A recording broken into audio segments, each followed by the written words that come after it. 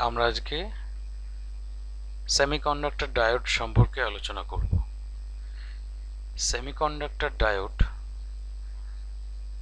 কে আরেকটা নাম হচ্ছে পিএন জাংশন ডায়োড। আমরা আগের দিন ডোপিং শিখেছি কাকে বলে। এই ডোপিং এ দেখো দু ধরনের জিনিস লেখা আছে ছবিতে, পি টাইপ, এন টাইপ।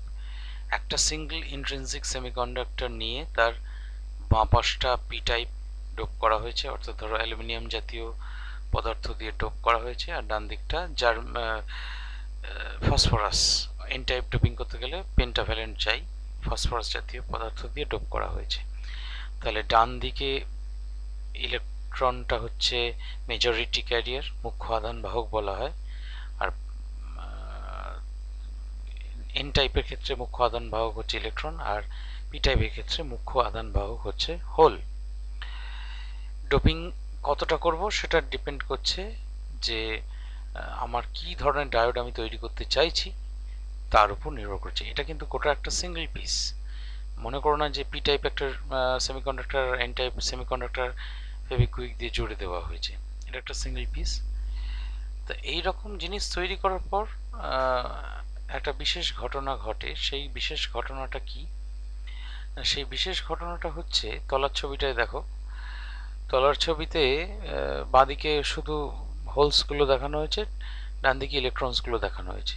এবার holes positively charge, electrons negatively charge, তাহলে পরস্পরকে অ্যাট্রাক্ট করবে তারা। এই অ্যাট্রাকশনের ফলে ইলেকট্রন ডান দিক থেকে বাঁ দিকে ড্রিফট করবে। ড্রিফট বা এটাকে ডিফিউশনও বলা হয়, ডিফিউজ করবে এন রিজিয়ন থেকে পি রিজিয়নের দিকে। সিমিলারলি হোলসও তাই করবে। তো ন্যাচারালি কোন জায়গা থেকে করবে না, একদম ঠিক জাংশনের পাশেই যে অ্যাটমগুলো বসে আছে সেখান থেকেই আগে ইলেকট্রনগুলো ওই জাংশনটাকে ক্রস করার চেষ্টা করবে। তো ন্যাচারালি যে ইলেকট্রনগুলো ক্রস করে চলে যাবে সেই অ্যাটমগুলোতে ইলেকট্রনের সংখ্যা কমে যাবে, বা বলতে পারো যে কোনো ফ্রি চার্জ ক্যারিয়ার সেই অ্যাটমগুলোর মধ্যে আর থাকবে না। কারণ যে ফ্রি চার্জ ক্যারিয়ারগুলো ছিল সেগুলোই তো জাংশন ক্রস করে বাংলাদেশে চলে গেছে, অর্থাৎ ওপারে চলে গেছে। তাহলে সেই অ্যাটমগুলোর পজিটিভ আয়ন কোর্সে পরিণত হবে, অর্থাৎ এতক্ষণ নিউট্রাল অ্যাটম ছিল, ইলেকট্রনগুলো চলে গেল, তাহলে পজিটিভ আয়ন কোর্স। ঠিক তেমনি করে হোলগুলো যেগুলো টপকে চলে এলো এপাশে ভারতবর্ষে বাংলাদেশ থেকে, তাদের আসার ফলে ওই জায়গায় যে অ্যাটমগুলো বসে আছে সেই অ্যাটমগুলো নেগেটিভ আয়ন কোর্স হিসেবে উপস্থিত হয়ে থাকবে। অর্থাৎ ঠিক জাংশনের দুদিকে বিএসএফ মোতায়েন করা হলো, ওদিকে বাংলাদেশ রাইফেলস। মানে হচ্ছে যে তোমার ডান দিকটায় হোলস আছে, বাঁ দিকটায় ইলেকট্রনস আছে, কিন্তু এখন কিছুই নেই। অর্থাৎ এখন শুধু তোমার যেটাকে বলা হয় পজিটিভ আয়ন কোর্স আর নেগেটিভ আয়ন কোর্স। ইলেকট্রনের দিকে পজিটিভ আয়ন কোর্স আর হোলের দিকে negative ion cores, but they do not move, they can't move, তারা নড়তে পারে না। কেন? কারণ এটা তো সলিড মেটেরিয়াল। সলিড মেটেরিয়ালের মধ্যে অ্যাটমগুলো তো ল্যাটিসের মধ্যে শক্তভাবে দৃঢ়ভাবে আবদ্ধ। তাহলে তারা তার মানে পজিটিভ আয়ন এবং নেগেটিভ আয়ন তারা পরস্পর separated by a small distance, but they since they can't move, what will happen? তাহলে তারা একটা ইলেকট্রিক ফিল্ড তৈরি করবে, যে ইলেকট্রিক ফিল্ডটা বজায় থাকবে। এই যে এখানে ছবিতে দেখানো হয়েছে যে এইদিকে একটা পজিটিভ আয়ন কোর্সের লেয়ার আর বাঁদিকে একটা নেগেটিভ আয়ন কোর্সের লেয়ার। এই জায়গাটাকে বলা হয় ডিপ্লিশন লেয়ার, নিঃশেষিত অঞ্চল, বিকজ এখানে কোনো চার্জ ক্যারিয়ার থাকে না। যতগুলো চার্জ ক্যারিয়ার ছিল সবগুলো নিঃশেষিত হয়ে গেছে, আর নেই কিছু। তাহলে এই জায়গায় একটা ইলেকট্রিক ফিল্ড তৈরি হয়ে যাচ্ছে due to the separation of the charges, অর্থাৎ পজিটিভ চার্জ এবং নেগেটিভ চার্জ পরস্পরের থেকে সেপারেটেড হয়ে আছে, কিন্তু তারা কিন্তু মুভ করতে পারছে না। অর্থাৎ এখানে একটা পোটেনশিয়াল ব্যারিয়ার তৈরি হলো, অর্থাৎ একটা ভোল্টেজ ব্যারিয়ার তৈরি হলো। অর্থাৎ ইলেকট্রনগুলো এবার নতুন করে ডান পাশ থেকে বাঁ পাশে আসতে গেলে এই ভোল্টেজ বা বিভবের বাধাটাকে টপকে আসতে হবে। বা হোলের বেলা তো তাই সত্যি, হোলগুলোকেও বাঁ দিক থেকে ডান দিকে আসতে গেলে ওই পোটেনশিয়াল ব্যারিয়ার বা ভোল্টেজের বাধাটাকে টপকে আসতে হবে। তাই জন্যে আমাকে অতিরিক্ত একটা বিভব প্রয়োগ করতে হবে সেটা যখন দরকার পড়বে তখন আরেকবার উল্লেখ করব। আপাতত এইটা ভাবো যে এই ইলেকট্রনগুলো যে আসতে পারছে না আর, অর্থাৎ প্রথমে ডিপ্লিশন লেয়ার তৈরি হলো ঠিকই, তারপরে ডিপ্লিশন লেয়ার তৈরি হওয়ার ফলে এই ইলেকট্রনের যে ড্রিফট হচ্ছিল বা ডিফিউশন হচ্ছিল এইগুলো কিন্তু বন্ধ হয়ে গেল। বন্ধ হয়ে গেল কেন না, এই ইলেকট্রনগুলো এই পাশে নেগেটিভ আয়ন কোর্সগুলোকে বাধা দেবে, আসতে দেবে না, বিকর্ষণ করবে, এবং বাঁ পাশের যে পজিটিভ আয়ন কোর্সগুলো সেগুলো ডান পাশে আসতে পারবে না, পজিটিভ আয়ন কোর্সগুলোকে বাধা দেবে। তাহলে যদি বাধা দেয় তাহলে ডিপ্লিশন লেয়ারের যে উইডথটা যতটা চওড়া ছিল সেই থিকনেসটা কিন্তু আর বাড়বে না। এই হচ্ছে ডিপ্লিশন লেয়ারের গল্প। আমরা তৈরি করতে চলেছি ডায়োড। ডায়োডের মানে কেন, কি তার কাজ, সেটা আসছি পরে। তার আগে যে জায়গাটায় আমরা যাব সেটা হচ্ছে biasing. Now what is biasing? Biasing হচ্ছে, ধরো যে কোনো ইলেকট্রিক্যাল ইনস্ট্রুমেন্ট তুমি যদি তৈরি করো তাকে তুমি কি করতে চাইবে না, প্রথমে প্রপারলি তাকে তার দুই প্রান্তে একটা ভোল্টেজ অ্যাপ্লাই করতে চাইবে, যে ভোল্টেজটা অ্যাপ্লাই করলে কিনা তোমার ওই ডায়োডটা কি হবে না, ওই ডায়োডটা প্রপারলি কাজ করবে, ওই ডিভাইসটা প্রপারলি কাজ করবে, সেটাকেই বলা হয় বায়াসিং। তা মজার ব্যাপার হচ্ছে বায়াসিং এর মানে ডেফিনিশন যদি বলি, to set up an appropriate electrical condition for proper functioning of the instrument. অর্থাৎ কোনো তড়িৎ যন্ত্রের দুই প্রান্তে যদি আমরা একটা আমাদের যথাযথ আমাদের যেরকম প্রয়োজন সেই রকম যদি আমরা ঠিকঠাক তোমার ব্যাটারি কানেকশন করতে পারি তাহলে যে জায়গাটায় গিয়ে পৌঁছাবো সেটাকে বলা হয় বায়াসিং। এই বায়াসিং দু ধরনের হয়, একটাকে বলা হয় ফরওয়ার্ড বায়াসিং আর একটাকে বলা হয় রিভার্স বায়াসিং।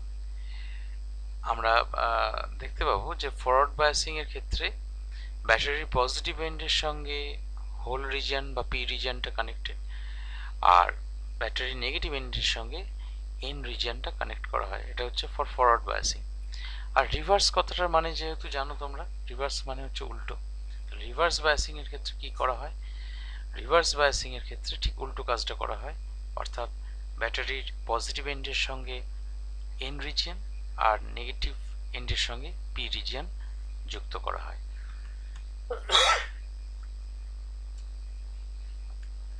এই বায়াসিং যদি ইমপ্রপার হয় তাহলে কিন্তু কাজ করবে না। এবং এমনকি ডায়োডের মধ্যে আমরা বায়াসিং যে করব, বায়াসিং করবার পর ভোল্টেজ যে বাড়াবো আস্তে আস্তে, ভোল্টেজ বাড়ালে দেখতে পাবো যে ওই প্রথমে কোনো কারেন্ট ফ্লো করছে না, এমনকি প্রথমে ওই যে অলরেডি ডিপ্লিশন লেয়ারটা তৈরি হয়েছে সেই ডিপ্লিশন লেয়ারটা তোমার যে একটা ভোল্টেজ বা একটা পোটেনশিয়াল ডিফারেন্স তৈরি করে রেখেছে, সেই পোটেনশিয়াল ডিফারেন্সের চেয়ে বেশি ভোল্টেজ অ্যাপ্লাই করলে তবেই কিন্তু ডায়োডের মধ্যে দিয়ে কারেন্ট ফ্লো করবে। ফরওয়ার্ড বায়াসের কথা বলছি। রিভার্স বায়াসের ব্যাপারটা একটু অন্যরকম হয়। রিভার্স বায়াসের ক্ষেত্রে আমরা কি হয় সেটা যখন রিভার্স বায়াস আসবে তখন দেখব। আর বললাম পি টু পি কানেকশন আর এন টু এন কানেকশন, অর্থাৎ পজিটিভ টু পি রিজিয়ন আর নেগেটিভ টু এন রিজিয়ন, এটাকে বলা হয় ফরওয়ার্ড বায়াস। আর পি টু এন আর এন টু পি যদি হয় সেটাকে বলা হয় রিভার্স বায়াস। এই ফরওয়ার্ড বায়াসের ক্ষেত্রে কি হয় এবং রিভার্স বায়াসের ক্ষেত্রে কি হয় আমরা এবার দেখব। এই যে একটা সার্কিট ডায়াগ্রাম আঁকা হয়েছে, পি সঙ্গে পি কানেক্টেড, এন এর সঙ্গে এন কানেক্টেড, বাঁ দিকটা ফরওয়ার্ড বায়াস, ডান দিকটা রিভার্স বায়াস। এইবার ফরওয়ার্ড বায়াসের ক্ষেত্রে কি হয় ঘটনাটা একটু দেখি। ধরো ব্যাটারি ফরওয়ার্ড বায়াস লাগানো হয়েছে, অর্থাৎ ব্যাটারির যে পজিটিভ এন্ড তার সঙ্গে ওই পি রিজিয়নটাকে যুক্ত করা হয়েছে। আমি ইলেকট্রন দিয়ে ব্যাপারটা বোঝাতে আরম্ভ করি, তাহলে ব্যাপারটা বুঝতে তোমাদের সুবিধা হবে। এই ইলেকট্রনগুলোর যেটা আছে, ইলেকট্রনগুলো গিয়ে বাঁদিকে বাঁদিকের প্রান্ত দিয়ে গিয়ে এন রিজিয়নে পৌঁছালো। ইলেকট্রনগুলো এন রিজিয়নে পৌঁছাবার পর তারা ওইখানে থাকা যে ইলেকট্রনগুলো আছে, মানে অলরেডি এন রিজিয়নে তো অনেক ইলেকট্রন আছে মেজরিটি ক্যারিয়ারের কারণে, তাহলে সেই ইলেকট্রনগুলোকে রিপেল করবে, ধাক্কা দিয়ে কোন রিজিয়নে পাঠাতে চাইবে না পজিটিভ অংশে পাঠাতে চাইবে। তা সেই সময় এবং তাহলে অলরেডি আবার দেখো এই নেগেটিভ আয়ন কোর্সগুলো বসে আছে বলে ওই ইলেকট্রনগুলো খুব সহজে আসতে চাইবে না। তাহলে ঠিক কতটা ভোল্টেজ তাকে অ্যাপ্লাই করতে হবে না, যতটা ওই প্লাস এবং মাইনাস মিলিয়ে যেটুকু পোটেনশিয়াল ব্যারিয়ার তৈরি করেছিল, পোটেনশিয়ালের বাধা তৈরি করেছিল, সেই ভোল্টেজের চেয়ে যদি বেশি ভোল্টেজ অ্যাপ্লাই করি তাহলে electron will get sufficient energy to cross the barrier.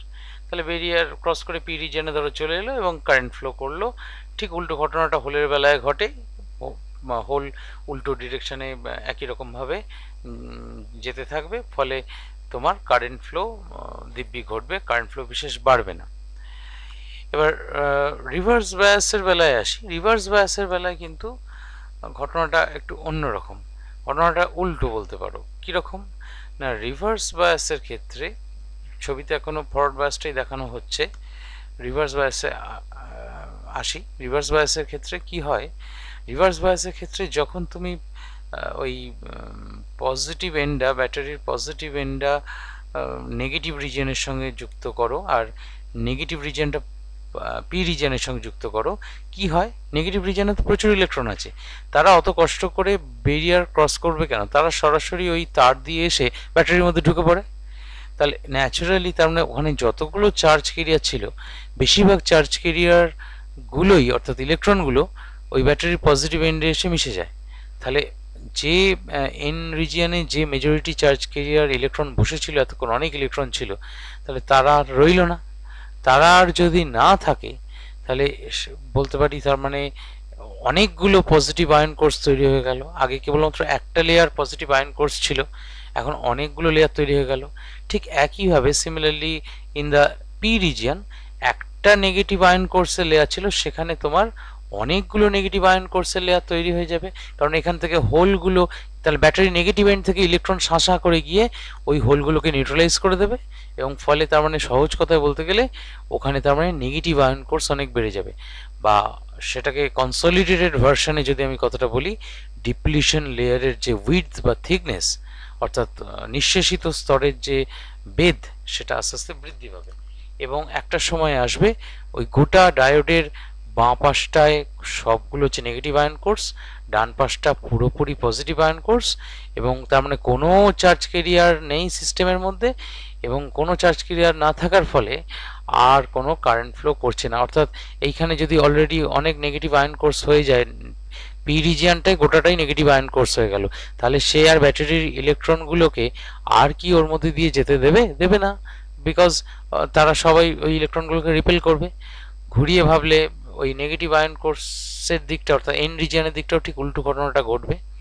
তাহলে দেখা যাচ্ছে যে এই যন্ত্রটা এই ফরওয়ার্ড বায়াসে ইলেকট্রনের ফ্লোকে অ্যালাউ করছে, আর তোমার রিভার্স বায়াসে ইলেকট্রনের ফ্লো বা চার্জ কেরিয়ার ফ্লো, কারণ ওর মধ্যে দিয়ে তো হলো আর একটা চার্জ কেরিয়ার, শুধু ইলেকট্রন বললে ঠিক হবে না।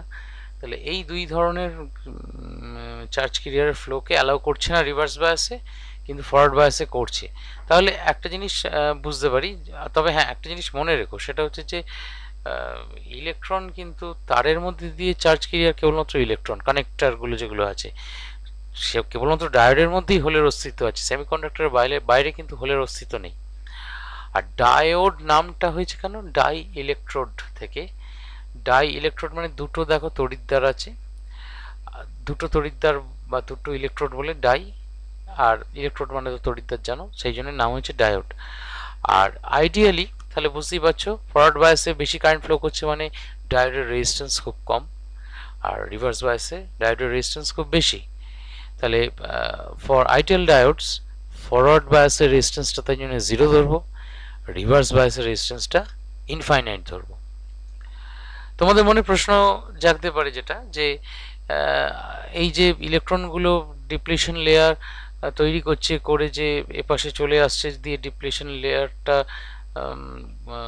তৈরি হয়ে আছে, এবার যখন কারেন্ট ফ্লো শুরু হলো, আপনি ডিপ্লিশন লেয়ারের যা ভোল্টেজ তার চেয়ে বেশি ভোল্টেজ দিলেন, ইলেকট্রনগুলো ডিপ্লিশন লেয়ারকে টপকে গেল। টপকে যাওয়ার পর তারা আবার যখন ওই পি রিজিয়ন দিয়ে যাচ্ছে, তাহলে সেই ইলেকট্রনগুলো হোলের সঙ্গে কম্বাইন করে ওইখানে চার্জ কেরিয়ারগুলোকে নষ্ট করে দেয় না?